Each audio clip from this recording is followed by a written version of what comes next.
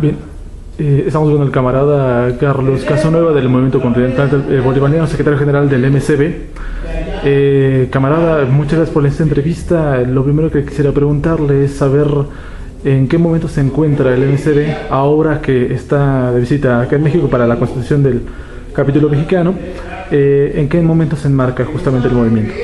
Bueno, primero que nada un saludo muy fraterno, bolivariano, revolucionario, desde la tierra de Salvador Allende, Gladys Marín, de las tierras bolivarianas de nuestra América, al pueblo en lucha en México. Nos hemos encontrado aquí llegando con un movimiento fuerte de resistencia de los trabajadores mexicanos ante el paquetazo neoliberal. Hemos constatado desde las bases, desde los barrios en México, de los sectores campesinos, que están en pie, en lucha contra la imposición del modelo neoliberal a ultranza que se está aplicando aquí en México, y que esa es la misma lucha que encontramos un poco en Europa y en América Latina con los estudiantes, los trabajadores europeos. O sea, encontramos un México y saludamos un México combativo, un México organizativo y que se resiste a aplicar esas políticas. El MCB llega aquí en ese contexto en medio de una batalla crucial en Venezuela, que es la batalla del 7 de octubre, que es la batalla del comandante Chávez, que es la batalla de los pueblos del continente por su proceso, amenazados por el imperio, amenazados por los sectores fascistas, en donde estamos generando unidad y mucha información de solidaridad con respecto al proceso bolivariano en Venezuela, que es un faro para América Latina. Y también el 8 de octubre se estarían firmando, dando inicio a los diálogos por la paz por justicia social de Colombia en Oslo. Y ese día también es la fecha de la caída del combate del guerrillero heroico.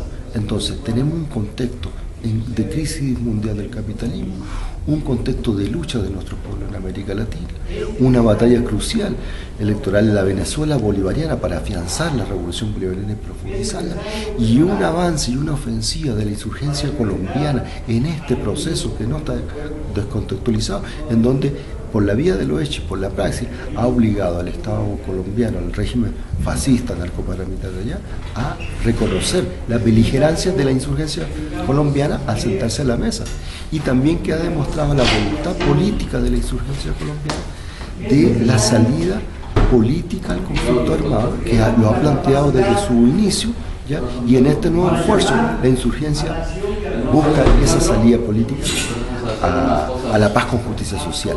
En eso el movimiento continental, las fuerzas revolucionarias, estamos apoyando, y aquí en México llegamos a esa constitución del nuevo capítulo mexicano del movimiento continental, donde hoy día se ha honrado la memoria de los caídos, de los mártires del MCB, de los compañeros estudiantes mexicanos que eran parte de nuestra organización, que estaban en el evento nuestro, eran parte de la construcción de este movimiento de liberación continental. Nuestros camaradas caídos junto con Raúl Reyes y los insurgentes colombianos, en sucumbido, México se ha hecho un homenaje a ellos. Hemos retomado la bandera de nuestros caídos, de todos los caídos por la paz, con justicia social, de nuestros pueblos, para buscar esa ruta, nuestra patria grande y el socialismo. Y en eso saludamos hoy día este esfuerzo, la constitución del capítulo mexicano del movimiento continental, que nace en el marco de esta esperanza, de esta lucha, de esta rebeldía de los pueblos, como te decía, en medio de una batalla crucial en Venezuela con el comandante Chávez, en medio también de un proceso de diálogo por la salida política y justicia social en Colombia, en medio del levantamiento de nuestros pueblos, de los estudiantes, de los trabajadores en América contra las políticas neoliberales. Requieren hoy día ese destacamento, ese ejército continental, dado ahí a la coordinación y a la lucha contra el enemigo. Camarada, ¿qué se juega en su opinión tanto las elecciones del 7 de octubre en Venezuela como este proceso de diálogo de paz entre la insurgencia colombiana de las FARC y el gobierno? ¿Qué se juega para los pueblos de América? Bueno, yo creo que para los pueblos de América la batalla es crucial, es estratégica y no solamente táctica en Venezuela. Si en Venezuela perdiera, digamos, la revolución, sería un retroceso ya para todos los pueblos que luchan por su liberación. ¿ya? Sería un retroceso grande.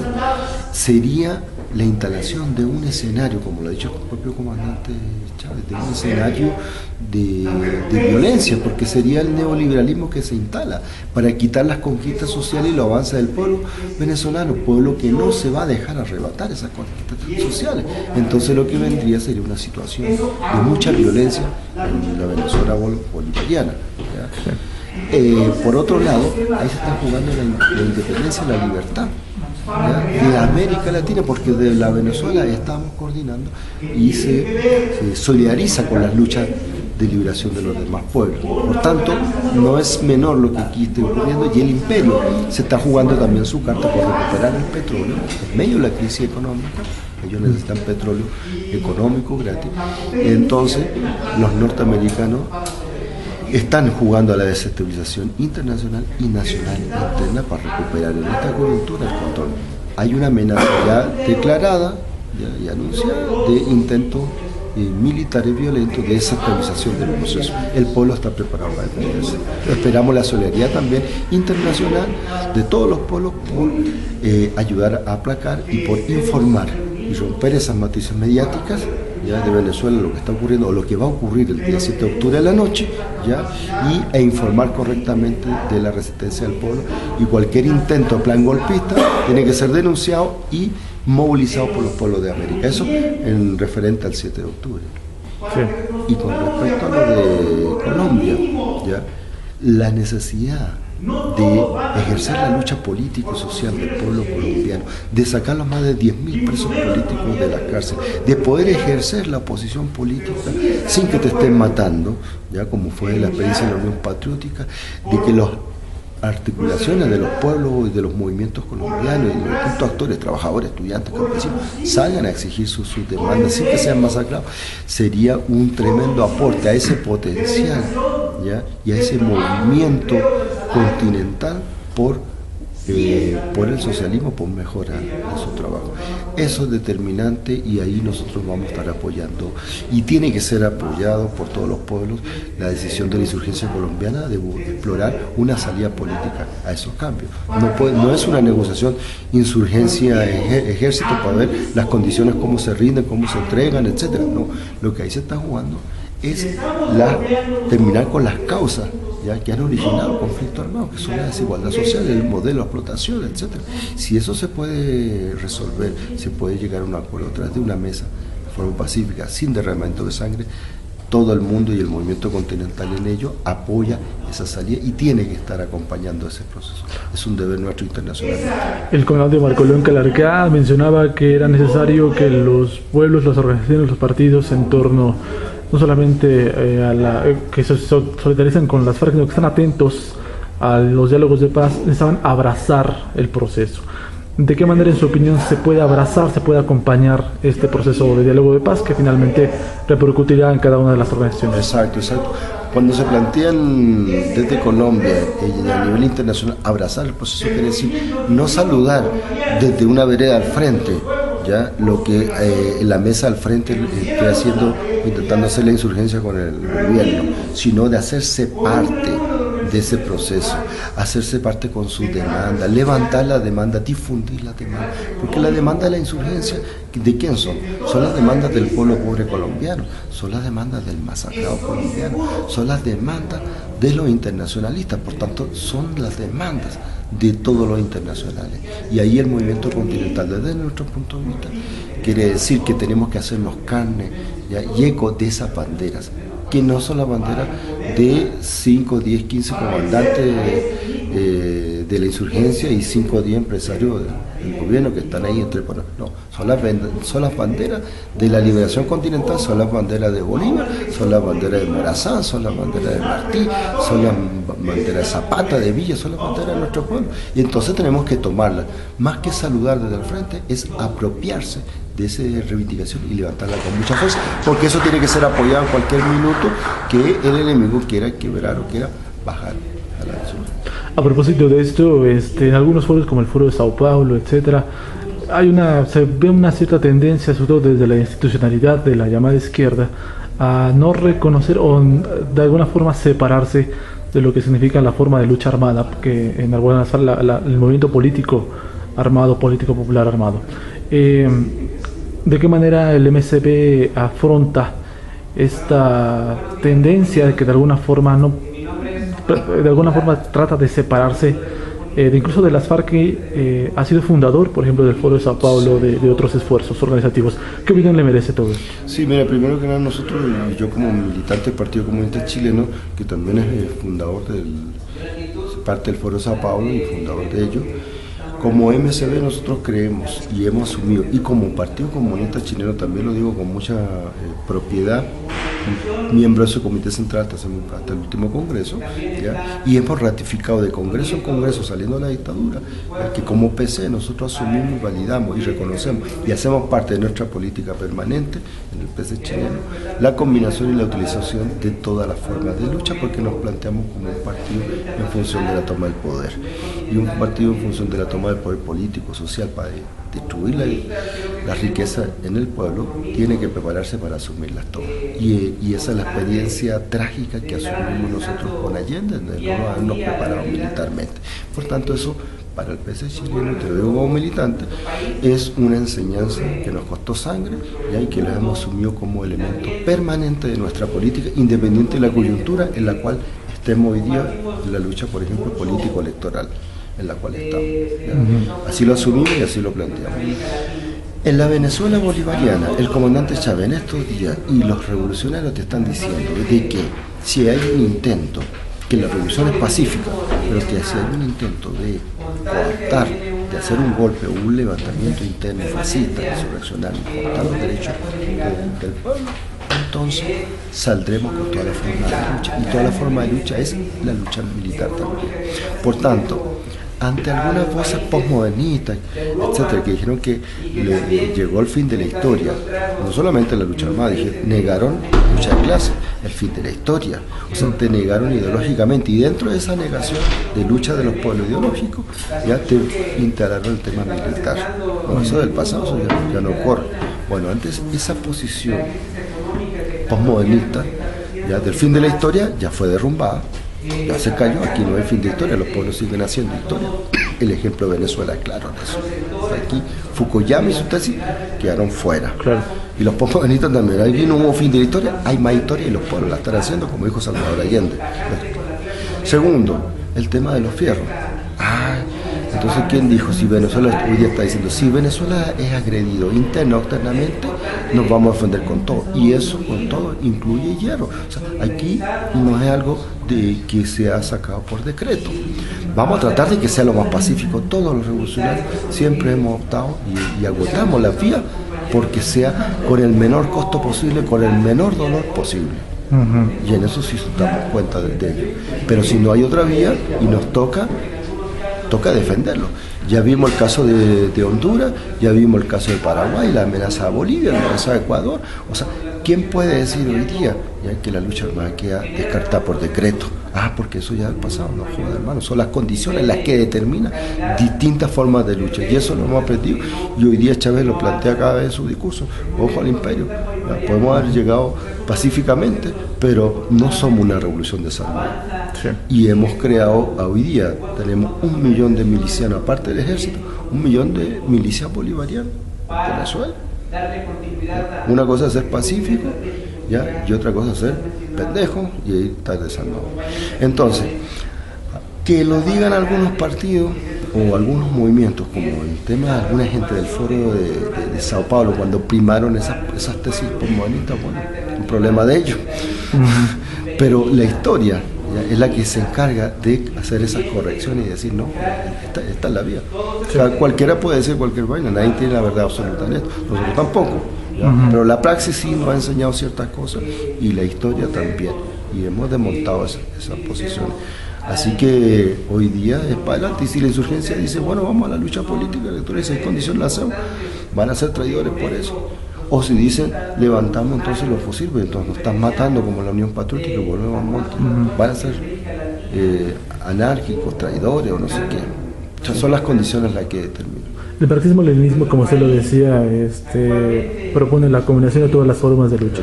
Después de un periodo de reflujo, de represión de las revoluciones, de los movimientos populares, donde se instaló una represión brutal, las dictaduras, etc.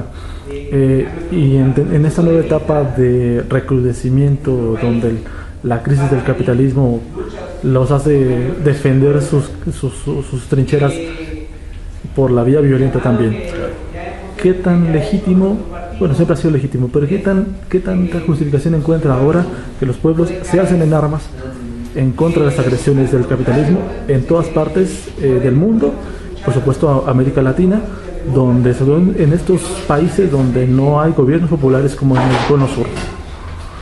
¿Qué tan legítimo lo encuentra usted que los pueblos se sigan levantando en armas, o qué tan urgente está siendo ahora? Claro, digo, qué tan necesario. ¿Qué tan necesario? Claro, mira, nosotros lo hemos asumido así como el día 26 de marzo levantamos el concepto, la idea del 26 de marzo, el Día Universal del Derecho de los Pueblos a la Rebelión Armada. Es la Declaración Universal de Naciones Unidas, te plantea el derecho a la rebelión. Sí. ¿Ya? Y cuando es rebelión con todo. Pero hay alguna gente, como no va el apellido armado, ¿ya? Alguna gente no, pero era rebelión pacífica. ¿Qué rebelión pacífica es? Bueno, nosotros, para hacer claridad, tomamos ese mismo concepto de Naciones Unidas, el derecho a la rebelión de los pueblos, que asumimos nosotros en Chile en la resistencia contra la dictadura, y legitimamos nuestro accionar armado amparado en dos cosas: Naciones Unidas, el derecho a la rebelión de los pueblos, ¿ya? Y en la encíclica papal, el derecho también a la rebelión contra la dictadura. En función de eso lo asumimos. En América Latina y en Europa, que yo lo vi muy de cerca ahora, cuando a los pueblos los están quitando todos sus derechos y son pisoteados y mal pisoteados y lo están ahogando, les quedan dos caminos: o se rebelan, ¿ya? O se dejan suicidar o autosuicidar. Sí. Que no te dejan otro camino, hermano, el modelo del sistema no te deja. Entonces, ¿qué tan válida o qué tan justa es la decisión? Es como quien dice, quiero vivir o me autosuicido. Claro. Entonces, ¿qué camino le queda al pueblo? Levantarse. Ahora, se va a levantar como pueda, con lo que tenga, como pueda. Y en ese como pueda es con lo que tenga a mano. Y si toca con una pancarta o un megáfono, será. Y si le meten represión, bueno, se defenderán y saldrán con un poquito más. Y si le meten más represión, saldrán con lo que haya para enfrentarse. Eso ya es decisión de cada pueblo, pero cuando no te dejan camino, está demostrado en la historia de la humanidad que la lucha armada es la que termina por definir, ¿ya? El poder o para el pueblo o para los opresores. Y esto es una lucha de oprimidos y opresores, de capital, de explotadores y explotados a nivel mundial. Sí. No queda otro camino. Entonces va a depender de las correlaciones de fuerza y de la construcción y de la capacidad de las vanguardias para enfrentar a ese poder. Y como tú decías, ese poder que no lo va a entregar tan fácilmente y que va a recurrir, como lo está haciendo, a criminalizar y a usar la fuerza contra ti. En España, si tú convocas a una manifestación, si tú replicas un Twitter, un mensaje de texto, mira, nos juntamos a las 4 mañana para ir a protestar pacíficamente en la alcaldía, tú te vas preso y te vas con una multa de 50 o 100 euros por replicar mensaje de texto en el celular. Los tipos se están adelantando a criminalizar y a golpearte el bolsillo o preso. Ante las rebeliones que ya ellos calculan que se vienen, ante esos paquetes neoliberales. Y de ahí para arriba, o sea, la represión va a ser fuerte. Hay un movimiento de indignados, un movimiento que es importante, contestatario, social, pero sin organización todavía, de reacción pero de la reacción hay que pasar a la organización, a la propuesta. Lo dijo Camila Vallejo hace muy poco cuando le dijeron a los estudiantes de Chile: bueno, pero ustedes son otros indignados de Chile. No, que nosotros indignados fuimos hace 10, 15 años atrás, eso ya lo superamos. Hoy día estamos pasando a la ofensiva, claro. Hoy día estamos pasando a la construcción alternativa, con organización y lucha ya. De la respuesta de indignación espontánea pasamos a la ofensiva y a la organización, para allá vamos. ¿Estamos en un momento de ofensiva de los pueblos? Estamos en un momento de ofensiva de los pueblos, con organización o sin organización, pero es ofensiva. Usted es secretario general de un movimiento que no solamente se ha circunscrito a la América, sino que ha trascendido el Océano Atlántico. Sí. Palestina, Grecia, España. País Vasco, Galicia. Justamente, ¿cómo se encuentran la Europa la Palestina tan resistente durante tantos años, casi el mismo tiempo que la insurgencia colombiana, Sí, sí. con la América, con los pueblos de América, ¿cómo se encuentran estas dos luchas que los divididas, pero al mismo tiempo unidas por el Atlántico? Es que cuando hablamos con los camaradas, no solamente Palestina, Frente Popular, hablamos también cuando hablamos con los compañeros de Hezbollah, ya, con los compañeros de la resistencia siria, ya, que están enfrentando, digo, de la resistencia de los pueblos, no los mercenarios que han metido en Siria. Cuando hablamos con ellos nos decían, no hermano, es que la lucha de América Latina, la resistencia al imperio norteamericano, al imperio europeo, por el poder, es la lucha nuestra contra el imperio, por ejemplo, los vascos, o los gallegos, o los catalanes, contra el imperio español, si es otro imperio, y el francés, y el europeo, y el Banco Central de Europa, ¿ya? Y los palestinos, ¿ya? Y los sirios contra los sionistas. Entonces, pero ellos son socios. Resulta que los gringos con el Banco Central Europeo, con los poderosos, con los israelitas, ellos son socios en toda esta guerra, digamos, mundial. Tiran sus batallones, les cambian nombres, las maquillas, pero es la guerra imperialista. Sí. Y si ellos se unen y se apoyan y se mandan armamento, y se mandan inteligencia, se mandan soldados, cuerpos de mano, que sea, se unen, ponen fondo, ¿ya? Para reprimir a sus pueblos, a nuestros pueblos. Entonces, ¿qué conclusión sacamos con los hermanos palestinos, los africanos, los saharaui, y nosotros, y los europeos, y los obreros portugueses, y los obreros españoles, gallegos, etcétera, italianos? Bueno, hermano, ¿y por qué nosotros no nos unimos? Si los explotadores y los imperios se unen para jodernos a nosotros, ¿por qué nosotros no nos unimos? ¿Ya? Si la lucha es la misma, si la lucha del palestino, del hermano de Hezbollah, del sirio, etcétera, con el boliviano, con el mapuche chileno, con el hermano mexicano, con el colombiano, con el venezolano, la misma, bueno, toca unirse.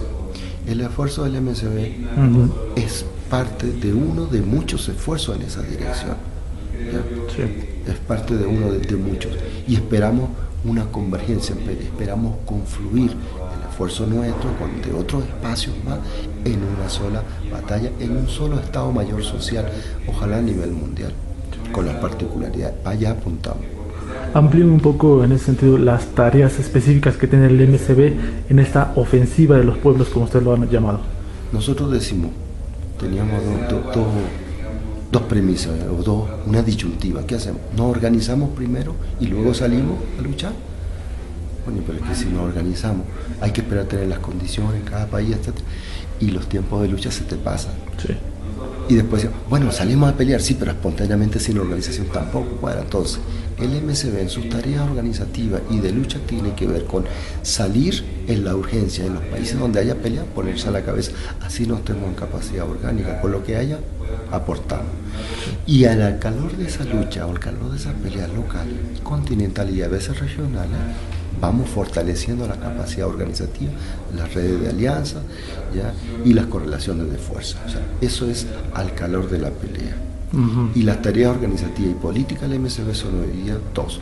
Política, ponerse a la cabeza de la lucha, aunque sea local, sectorial, es parte de la misma lucha, y ampliarla, su visión, a la lucha estratégica continental. Y organizativa, ir organizando con los que quieran avanzar, con los que estén dispuestos a organizarse, como en este acto de ahora. Si son muchos partidos, si son colectivos pequeños, no importa. Lo importante es tener la voluntad de avanzar, unirse y organizar y sumar fuerza. Si tu fuerza es pequeña, tu fuerza es grande, si yo tengo un núcleo, dos células, yo tengo un partido nacional, no importa. Lo importante es sumarlo, o sea, es luchar y organizar. Y en la praxis ir ordenando. Esas son las tareas que hoy día tiene planteado en esta etapa, en esta fase del movimiento continental. Y para México, ¿qué es lo que le viene a decir o qué instrumentos le viene a dar el MSB a los pueblos mexicanos? Primero que nada, nosotros no le venimos a dar o a decir nada al pueblo mexicano que está luchando.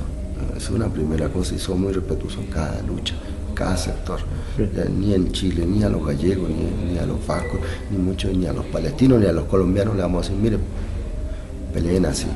Todo lo contrario, el MSB lo que viene es a poner un espacio de articulación y de coordinación al servicio de las luchas que el pueblo mexicano ya está dando.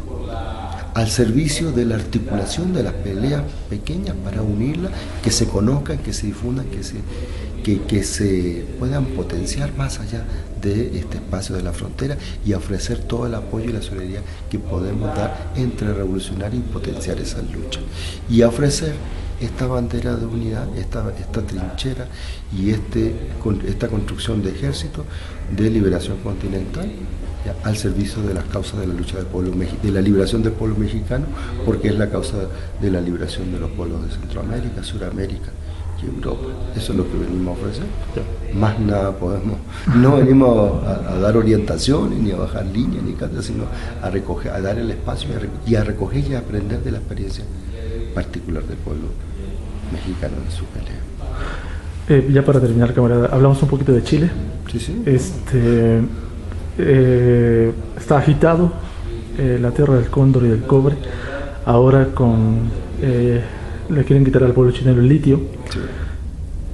Es muy difícil poder resumir todo lo que ha pasado en Chile últimamente inclusive, pero bríndenos unas palabras acerca de lo que está pasando en Chile, de la resistencia del pueblo chileno, del Partido Comunista de Chile, que usted, bueno, forma parte de todo eso. Sí, mira, como te decía, en Chile, al igual que en muchos lugares, el partido y otras fuerzas populares están en una lucha, digamos, hoy día titánica, ya nacionalista, podemos decir. O sea, hoy día lo que toca es recuperar y rescatar el Estado de la Nación, porque se vendió a las transnacionales casi completo. De Chile no es, yo creo que no somos dueños ni siquiera de una piedrita que haya por un monte. El agua, la energía son dueños los españoles nuevamente con Endesa. Las comunicaciones son dueños de Endesa. La línea aérea del Estado la tiene el actual presidente. Piñera se la vendió. O sea, el cobre se volvió a las manos de las transnacionales. O sea, todo, hermano, todo. El agua, las carreteras son concesionarias, son privadas. Tú no puedes meterte en una carretera que no pague. ¿A quién le paga el Estado? No. Todo se vendió, todo se privatizó. Y todo, y por tanto, la pelea en Chile hoy día es por la recuperación. Tú me hablabas del litio, claro. El litio todavía ni se saca, ya se subastó y se dio la concesión a las transnacionales. Y ahí está la Barrigón metida con las minas de oro, ¿ya? Y todas sus filiales, lo mismo que la Barri. Te voy a decir, una de las peleas importantes y intereses de Santos y de las transnacionales en Colombia tiene que ver con los minerales, tiene que ver con la tierra. Por eso es el primer punto de debate, de discusión. Y en Chile también. Entonces, levantar las banderas por recuperar el cobre, por recuperar el litio, porque los parlamentarios que están ahí en ese congreso no representan los intereses del pueblo, porque han privatizado la educación, la salud, todo. Entonces la lucha de los estudiantes, la lucha de los trabajadores, la lucha del pueblo chileno es por recuperar nuestros recursos, o sea, recuperar lo que se llama la dignidad y la soberanía. Siquiera eso, hermano.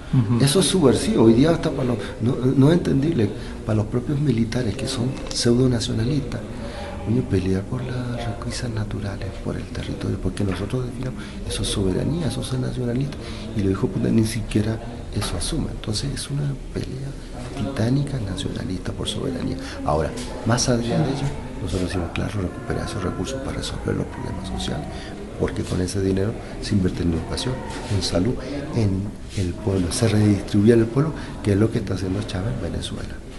Esa pelea es titánica, se enfrenta a las leyes, se enfrenta a la burguesía, se enfrenta a los medios de comunicación, a la represión, pero lo importante es que está el pueblo decidido, claro, y en pie de lucha y en la calle. ¿Ya? Y cuando un pueblo se decide a lanzarse a la calle, no una vez, no un ratico y se guarda, sino a mantener una pelea y a unificar fuerza, entonces hay esperanza. Sí. Hay esperanza de lucha, y esa pelea es la que hoy día está dando. Y el PC, dentro de ese aporte, hace un grano de arena también, porque no es la única fuerza. Nosotros no somos los únicos que estamos ahí. ¿Ya?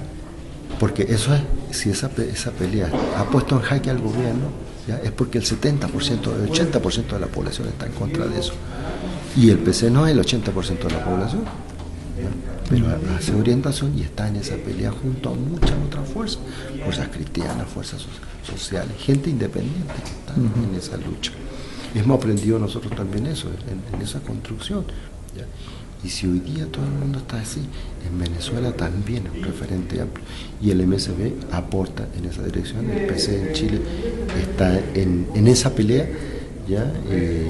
Con el pueblo chileno, con los trabajadores y con los estudiantes, por la recuperación de su... Todos los sectores prácticamente en Chile están movilizados. Todos, hermano. Pero los que han llamado más la atención, por lo menos en la prensa internacional, han sido los secundarios, por ejemplo. ¿Cómo les decían? Los pingüinos, desde hace ya años. ¿Cómo es? Me recuerda un poco a las juventudes rebeldes estudiantiles en Colombia, ¿no? Que salen al hacer la lucha en la calle.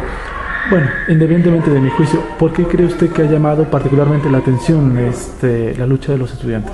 Porque al principio fue un fenómeno mediático y los medios de comunicación trataron de generar una sobresaturación de la lucha, ¿ya?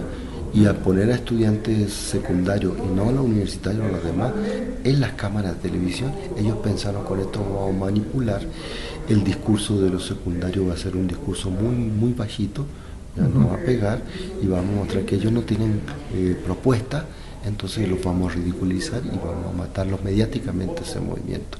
Gracias, horror, porque al entregar las cámaras, ya, de toda la prensa oligárquica a los secundarios, a los pingüinos, lo que hizo fue que esos muchachos explicaran las razones de fondo de su pelea, que era contra el lucro, los puso en jaque y después ya no se los podían sacar de encima.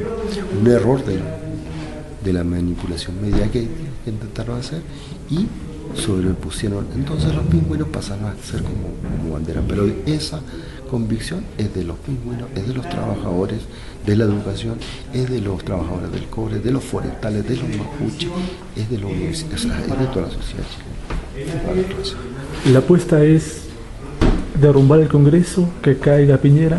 Asamblea Constituyente. Asamblea Constituyente. Es una demanda muy fuerte que nosotros como partido lo estamos apoyando ahora, una quinta urna, poner en jaque una Asamblea Constituyente en Chile que haga una nueva constitución, ¿ya? Democrática, porque no está rigiendo la de la dictadura todavía, ¿ya? No tiene un origen antidemocrático, en su génesis antidemocrática, en su esencia antidemocrática, en su forma antidemocrática, ¿ya? Tiene la exclusión política, un sistema caduco, etcétera. Hay que convocar al pueblo a hacer una nueva carta. Y en esa discusión, ¿por qué es tan importante convocar al pueblo? Porque ahí toca rediscutir, bueno, cómo hacer el cobre, cómo hacer la salud, cómo hacer la educación. Queremos, de hecho, sí, ¿de dónde se va a financiar? Tenemos recursos. Entonces toca legislar al pueblo. Sí.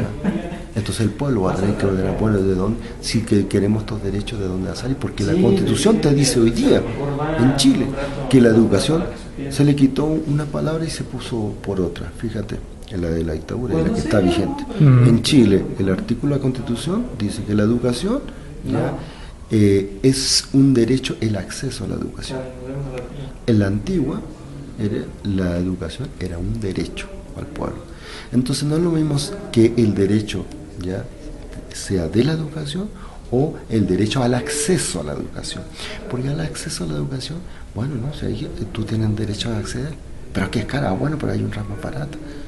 Ah, que es privada, sí, pero hay otra, y bueno, tú puedes entrar, pero si no tengo plata, bueno, ese es tu problema, consíguelo. Pero sí, tú puedes entrar si quieres a la privada, si tienes los billetes, bueno, trabaja.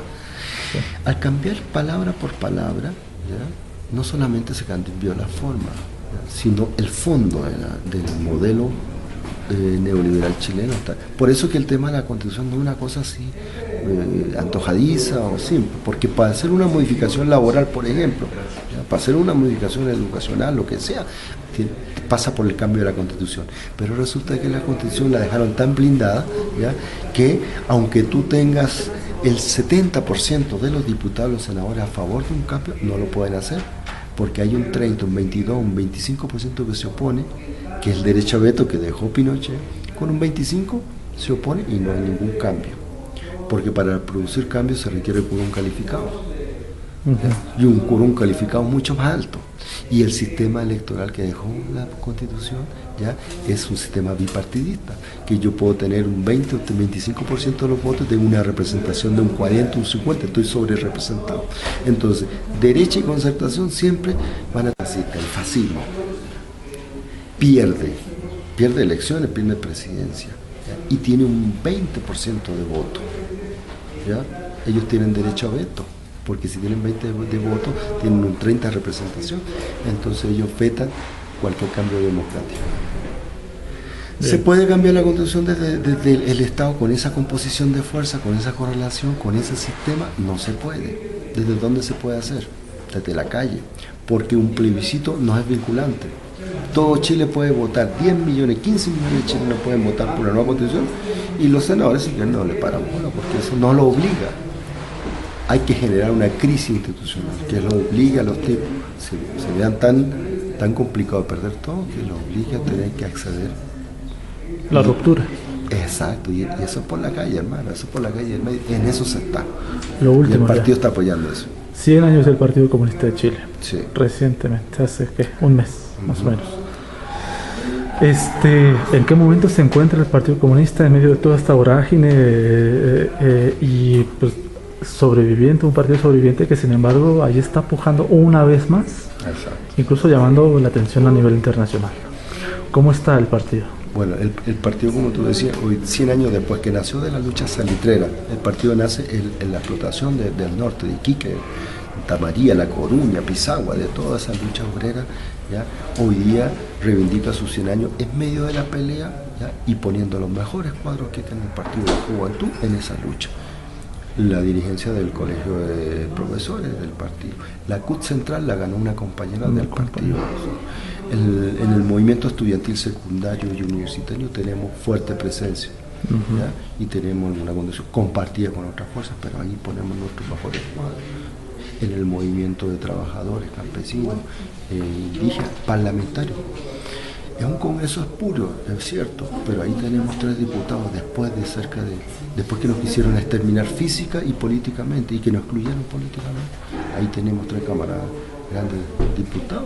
Guillermo Teller, presidente del partido, Lautaro Carmona, ya secretario general del presidente. Los dos asumieron la dirección principal de la lucha contra la dictadura, el terreno político y militar en Chile, la dirigió Guillermo Teller como cargado militar del partido, en toda la dictadura ahí, no desde afuera, y aperrando, y Lautaro, secretario general de la Juventud de la Clandestinidad. Y Hugo Gutiérrez, abogado de derechos humanos, un hombre que peleó en la dictadura, que enfrentó la lucha popular universitaria y hoy día de gran defensor de derechos humanos. Son nuestros 3 diputados que tenemos en ese congreso espurio, dando la cara y llevando la voz del pueblo allá adelante. Muchas posibilidades tenemos ahora en estas elecciones, en este mes, ahora de octubre, que son las de alcaldía. Tenemos 4 alcaldías, pretendemos subir a 8. ¿Para qué subir a 8? ¿Para qué tener 3 diputados? ¿Para qué tener 4? Ya, para producir un proceso de acumulación de fuerzas del pueblo que está luchando, que tenga expresión arriba y que nuestros diputados y alcaldes sean una forma distinta de hacer política, que es la política revolucionaria, con el pueblo en su batalla, en sus peleas reivindicativas, gremiales y políticas de fondo, porque son estructurales. ¿Sí? Y estamos incluso avanzando en la idea de construir una alternativa, un programa de gobierno en las próximas elecciones que sea un gobierno progresista popular que permita avanzar a los trabajadores en ciertas conquistas para ir acumulando fuerzas para poder llegar nuevamente a un horizonte de gobierno socialista futuro. Con Allende nos demoramos cerca de 30, 40 años crear la Unidad Popular y un trabajo y un programa antiimperialista, antibiográfico que lo fuimos trabajando poco a poco. Hoy día estamos planteando lo mismo, ya celebrando los 100 años, como tú decías, trabajando otra vez en función de la toma del poder, de mejorar, recuperar los recursos para el bienestar del pueblo. En eso no hemos variado en 100 años, ¿ya? Y sí hemos aprendido de la historia, de los errores, de los golpes, para que no nos vuelvan a ocurrir nuevamente. Camarada, muchas gracias.